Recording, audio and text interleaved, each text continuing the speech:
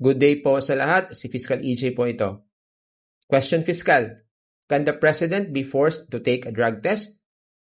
Ever since Senator Amy Marcos claimed that President Bongbong Marcos used illegal drugs, social media went crazy. And of course, the common reaction is, kung wala siyang tinatago, magpa-drug test siya para matapos na.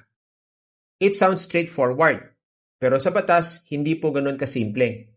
Let's break it down clearly. Republic Act 9165 has a specific list of who can be required to take a drug test.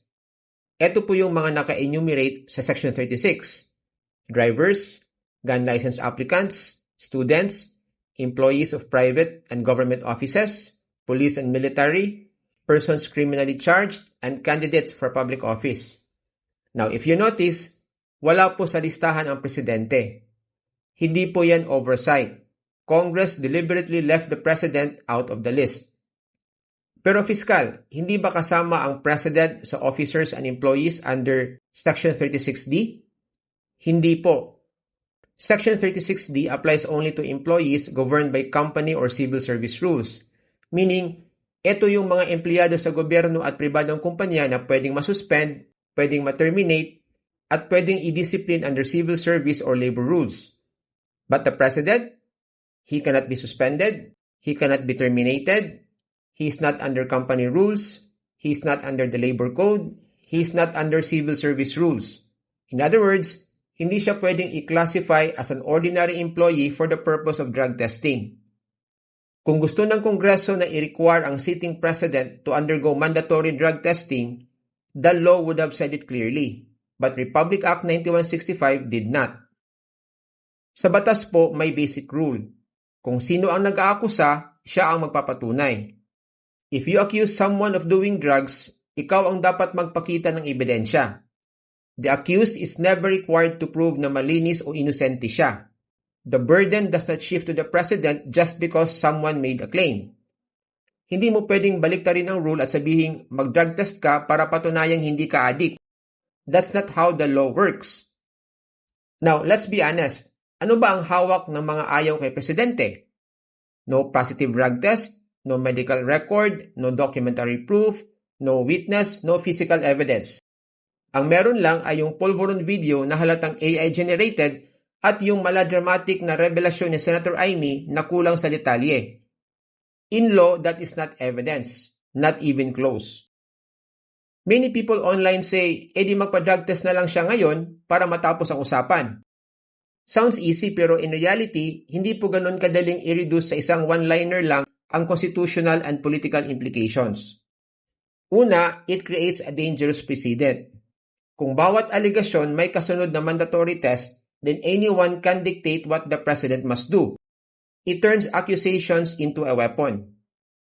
Hindi po nag-iiba ang rule kahit sino pa ang nag-aakusa, kapatid, senador, supporter o kalaban. The law does not assign special weight to an allegation just because it comes from a family member or a high-ranking official. What matters is evidence, not the identity of the accuser. Kahit pa si Senator Amy ang naglabas ng claim, the question remains the same. May ebidensya ba? If none, then legally, it is still just an unverified statement. And this is exactly why allowing accusations to trigger mandatory tests become dangerous. Because even if the President can be compelled to undergo medical testing based solely on a relative's claim, then what stops future power struggles within families or political blocs from being used as tools to pressure or destabilize a sitting President? Pangalawa, it replaces evidence with public pressure. Under the law, proof must come first.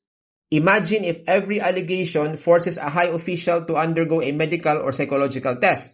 That's no longer democracy. That is coercion masked as transparency. Pangatlo, it violates the principle of presumption of regularity in public office.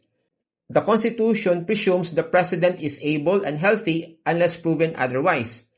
Hindi ito pwedeng baguhin ng online noise or political rivalry. The moment you allow allegations to override this presumption, you weaken the institution of the presidency itself. Pang-apat na rason, it can destabilize the government. Isipin mo ito, kung bawat political storm may kasunod na sapilitang medical test, Wala nang magtatagal na presidente. Every administration can be disrupted simply by manufacturing rumors and demands for medical procedures. Gawin mo lang itong pattern and you create instability every time someone wants to shake the country. Panlimang reason, drug testing is not a political tool. Drug tests exist for law enforcement, not for political theater. Hindi dapat ginagamit ang ganitong medical procedure para sa propaganda, pressure, or image building. At pang-anim, nagpa-drug test na si President Marcos dati, and the result was negative. This simple fact is often ignored. If the demand is to prove that he's clean, then the proof exists already. The law does not require repeated testing just to satisfy political critics. So here's the bottom line. Number 1, the president cannot be compelled to take a drug test. Number 2, he is not covered by Republic Act 9165's mandatory testing provisions. Number 3, the burden of proof lies with the accuser. And number 4, yes, the president already took a drug test before and the result was negative. In a democracy, we prove guilt, not innocence. And we rely on evidence, not pressure or political noise. So yan lang po ang nais kong ibahagi today and see you in my next video. Maraming salamat po.